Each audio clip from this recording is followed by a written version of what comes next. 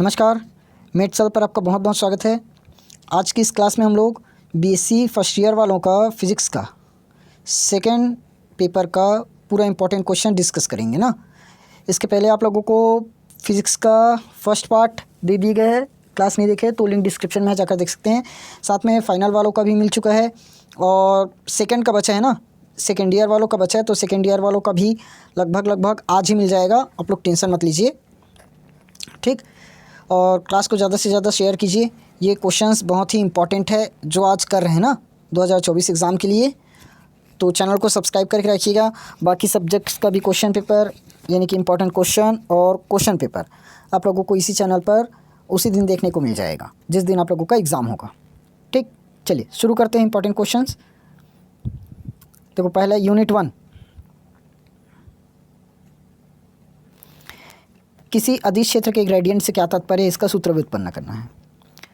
B point है इसका, Gauss का डाइवर्जेंस प्रमेय लिखने हैं और इसे सिद्ध करना है। वीवीआई क्वेश्चन ना, बहुत इंपॉर्टेंट क्वेश्चन है।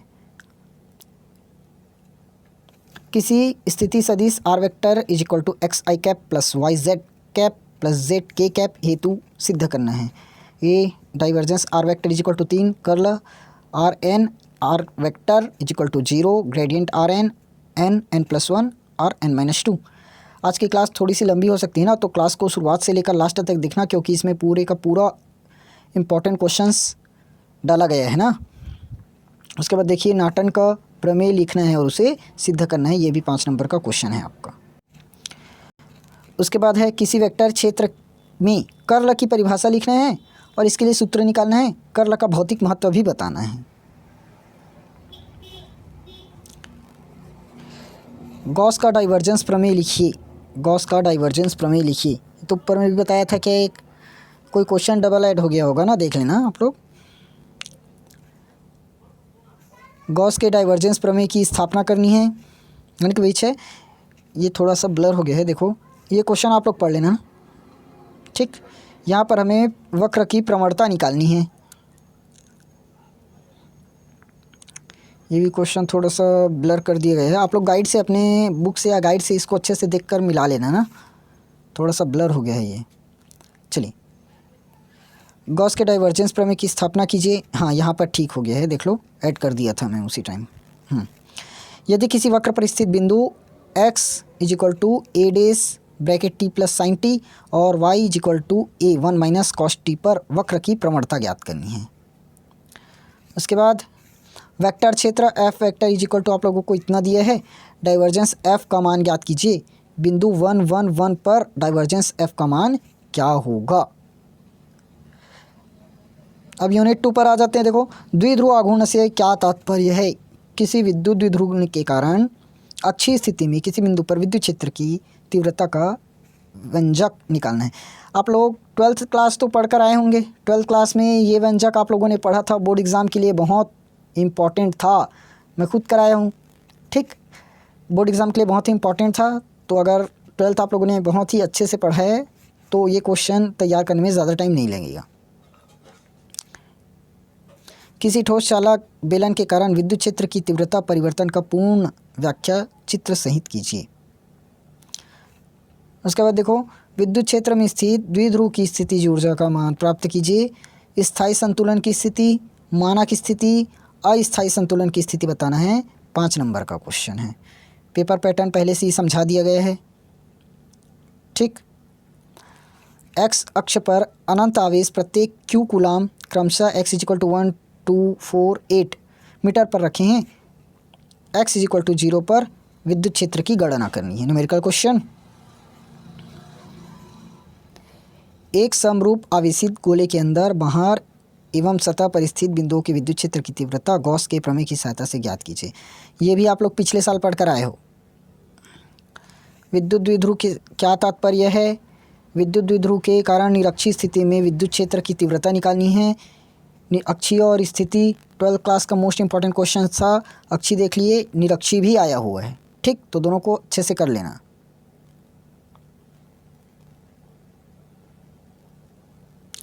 उसके बाद देखो, चलिए 2 समांतर प्लेटें, प्रत्येक का क्षेत्रफल 100 सेंटीमीटर स्क्वायर, 3000 वोल्ट विभवांतर एक दूसरे से 2 mm की दूरी पर रखा है, इसके बीच लगने वाला आकर्षण बल की गणना करनी है।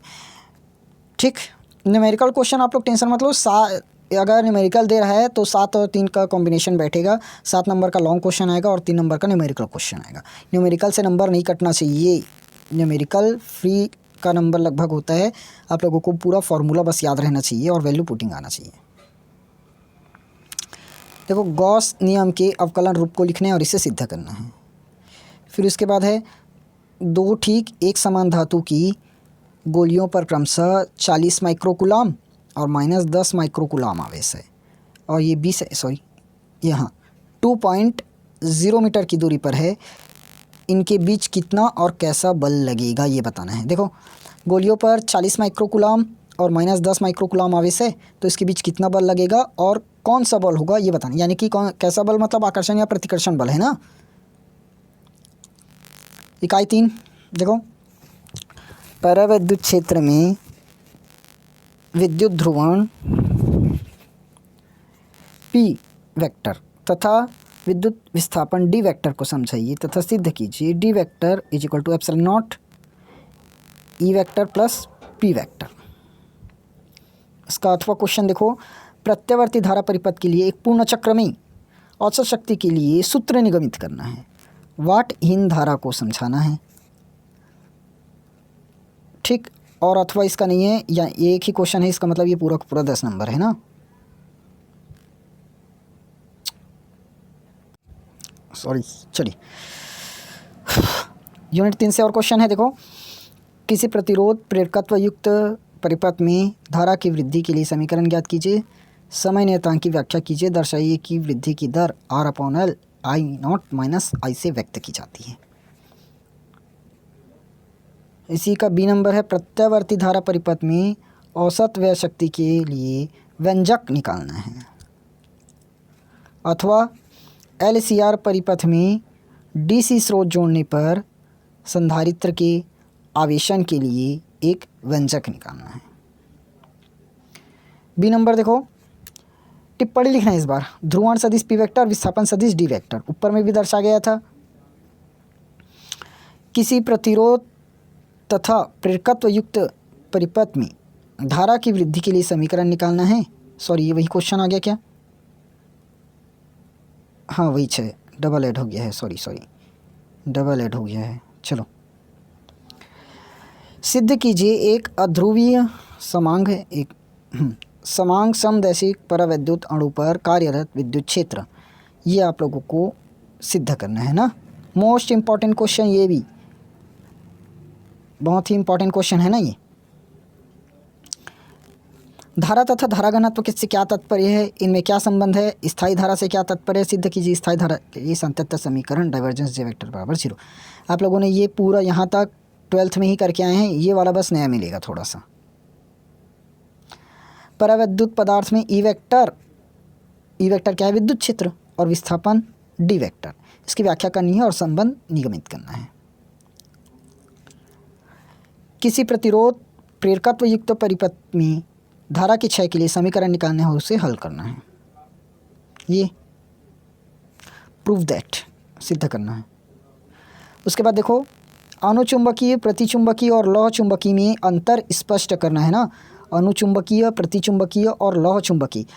अब देखो, ये वाला टॉपिक आप लोग यदि 12th से किए हो तो बहुत ही बेनिफिट है, ठीक, क्योंकि ये आप लोगों को फर्स्ट ईयर में तो मिलेगा ही, सेकेंड ईयर बस में थोड़ा बहुत छूटेगा, फाइनल ईयर में आप लोग इसी टॉपिक को और पढ़ोगे। और फाइनल ईयर में ये भी मोस्ट इम्पॉर्टेंट क्वेश्चन है। अगर फाइनल ईयर वाले स्टूडेंट्स इस क्लास को देख रहे हैं तो समझ लो फिज़िक्स में ये बहुत ही इम्पॉर्टेंट क्लास है ना, यानी बहुत ही इम्पॉर्टेंट क्वेश्चन है फिज़िक्स के सेकंड पेपर के लिए।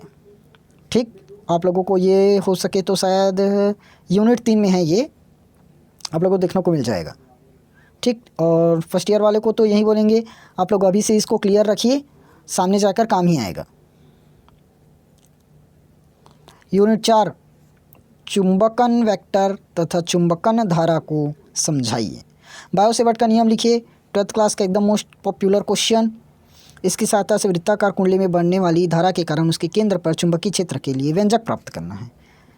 और यही क्वेश्चन अभी 12th में आया है इसी साल, 2024 में 12th में आए हैं। 12th का पेपर डिस्क्रिप्शन में आप लोग जाकर देख लेना या अपने छोटे भाई बहन जो होंगे उनको बता देना। सिद्ध कीजिए B vector into D vector mu nought I, ये भी वीवीआई क्वेश्चन है। बी वेक्टर जानते हो चुंबकीय क्षेत्र है, आई धारा है और म्यू नॉट निर्वात की चुंबकनशीलता है। मोस्ट इंपॉर्टेंट क्वेश्चन ना। यूनिट 4 कर्ल एम वेक्टर सिद्ध करना है। उसके बाद निम्नलिखित को परिभाषित करना है। देखो चुंबकनशीलता, चुंबकीय प्रवृत्ति, चुंबकीय डोमेन। चुंबकीय डोमेन आप लोगों को फाइनल ईयर में भी देखने को मिलेगा ना, फर्स्ट ईयर का काफ़ी हद तक फाइनल में मिलेगा। देखो अनंत लंबाई के सीधे तार पर विद्युत धारा प्रवाहित होने पर आर दूरी पर चुंबकीय क्षेत्र की गणना कीजिए। ये भी अभी 12th का ही है। बहुत सा टॉपिक आप लोगों को 12th क्लास से मिल जाएगा। 12th अगर अच्छे से क्लियर है तो यहाँ पर ज़्यादा दिक्कत नहीं होगी फिजिक्स में। एम्पियर के नियम का अवकल रूप प्राप्त करना है। एक लूप 500 फेरे हैं, उनमें 2 एम्पियर की धारा प्रवाहित हो रही है। एक मिनट, एक लूप में 500 फेरे हैं, फेरे कितने हैं 500 यानी कि n मिल जाएगा। 2 एम्पियर की धारा प्रवाहित हो रही है यानी कि I। लूप की त्रिज्या दिया है, लूप की त्रिज्या r या फिर a। इनके समतुल्य चुंबकीय आघूर्ण की गणना करनी है। सॉरी, चलिए यूनिट 4 और देखते हैं इस पर इंपॉर्टेंट क्वेश्चन।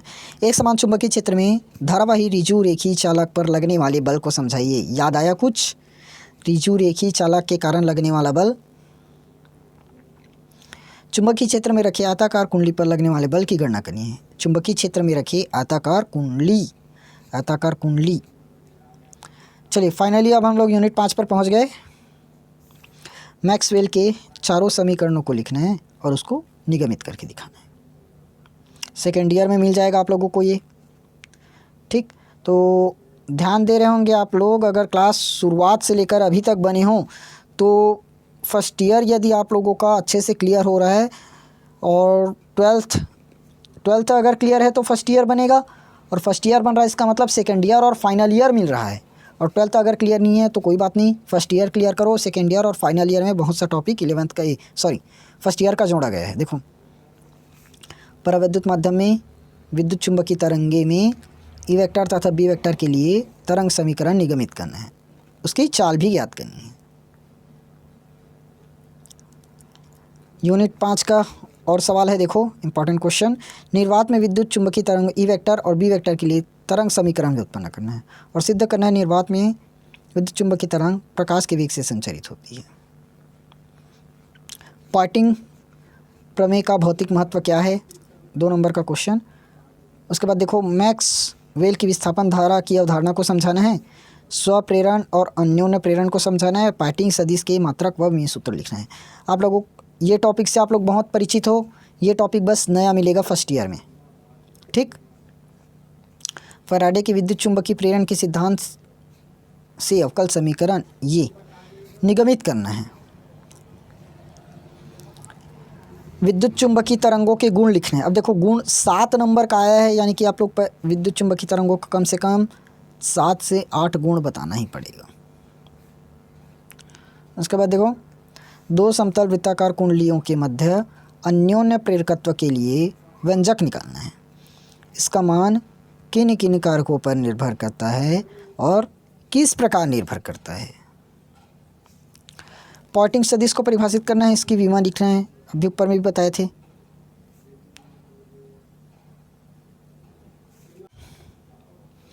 सिद्ध कीजिए V vector into D vector is equal to क्या है, शायद सिग्मा, हाँ सिग्मा, ठीक।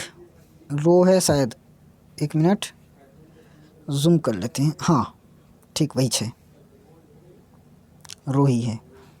Divergence B vector is equal to 0, ये सिद्ध करना है।